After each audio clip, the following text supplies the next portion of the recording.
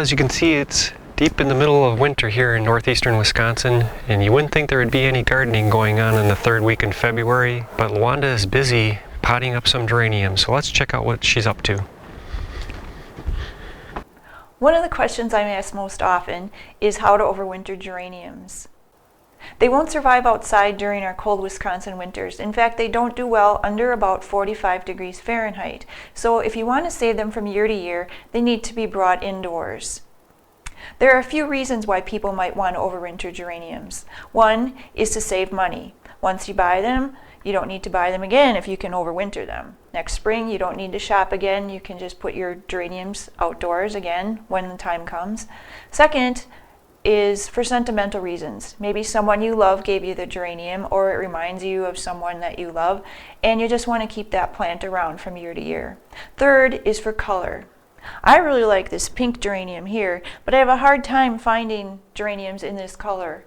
So I keep this one from year to year, and every year it'll bloom the same beautiful pink. There are a few ways you can overwinter geraniums. The easiest one right here is to treat it as a houseplant over the winter. If you've got a nice sunny southern exposure like I do here, you can just bring it in, water it once a week, and when spring comes, take it back outdoors. There are a couple other ways that you can overwinter geraniums if you don't have space to treat them as houseplants. Let's go and see. Another way to overwinter geraniums is to bring them indoors right in their pots and let them go dormant. I brought mine in and put them in the darkest part of the basement, but if you had a heated garage or a semi-heated garage, that would work too. Just someplace that doesn't get too cold over the winter. I brought these 4 pots in right before the first frost in the fall and cut all the blooms off and then just let them. Didn't do anything. All the leaves turned brown over winter. Never watered them, just let them alone until about mid-January. About a month ago, I got them out, moved them over to this bright spot. Now, ideally, this would be a bright, warm, sunny, south-facing spot, but I've got north and it's cold here, but that's what I have, so that's what I work with. I cut off all the dead leaves and stuck them in this spot and gave them a good drink of water. Now I've been watering them about once a week since, and they've started to put on some nice green leaves. Since it is facing north and it's cold, they don't look the healthiest, but they'll look just fine once I move them outdoors in spring. About once a week, I turn them so that they grow straight instead of leaning toward the light. You can see how all the leaves are facing toward the light. And you can see how the ones that are closest to the window are doing better than the 2 back here, and it's because they get more light. One thing I will do is to cut off any blooms that happen before I take them outside, because I really don't want them to use their energy in making blooms right now. I'd rather they use their energy in growing their foliage. Let's go look at one more way to overwinter geraniums. Take a look at these. They look pretty dead, don't they? Well, this is another way that you can overwinter geraniums. I dug these up out of the ground before the first frost in fall and shook most of the soil off the roots, cut the flowers off, and then stuck them in a cardboard box and put them in a cool, dark spot in my basement, closing the box completely. Now, in mid-February, they've started to, even though they were in the complete dark, they've started to grow a little bit. Take a look at this one. Putting on some white shoots because they didn't have any light so that they couldn't produce chlorophyll. But they've definitely started to grow. They know it's time to be planted. Now some of these didn't survive.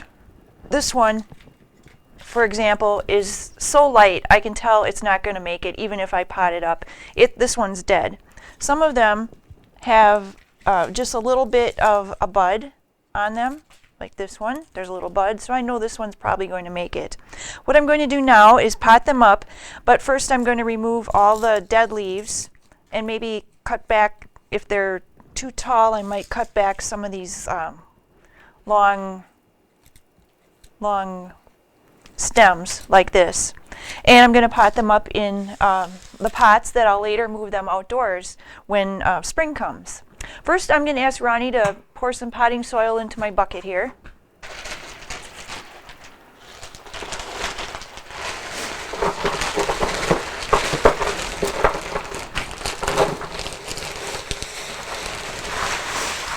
And then I'm going to add some perlite and vermiculite to just lighten up the soil a bit so it's not quite, it doesn't get quite so compact.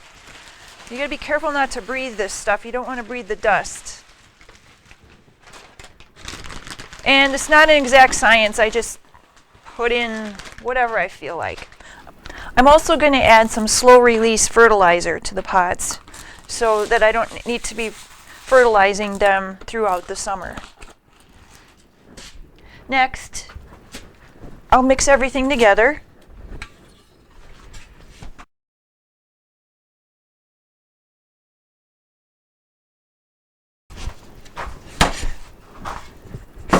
You can also buy potting mix with vermiculite and perlite and even fertilizer already in, but I like to make my own.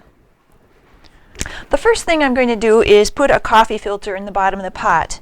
This will prevent the soil from running out the bottom of the pot, but we do want to make sure there is a hole in the bottom because you want the water to run through rather than puddling in the bottom of the pot and drowning the roots.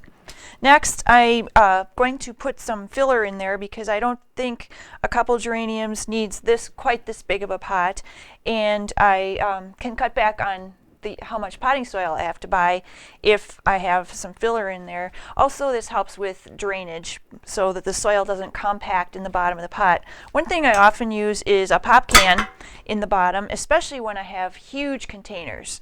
The pop cans will take up a lot of space, cutting down on the amount of potting soil you need to use, and also making the container not quite so heavy so that you can move it around. In a big container of this size, I might put 10 or 12 or even 20 pop cans in the bottom. After the pop can, I'm going to throw in some of these foam peanuts. Now, these aren't as easy to come by as they used to be, but you can reuse them year after year after year. I think that's about right. Next, fill it with potting soil. Let it shake down a little bit to get around the peanuts. And then I will put in, probably in this one, I might put a couple of the geraniums. And make sure I got one. Now this one feels kind of dead, but there is a new bud, so I think it's going to make it. So I'm going to leave that in. Maybe I will put 3 in this pot. But I'm going to take off these leaves because they're not going to green up again.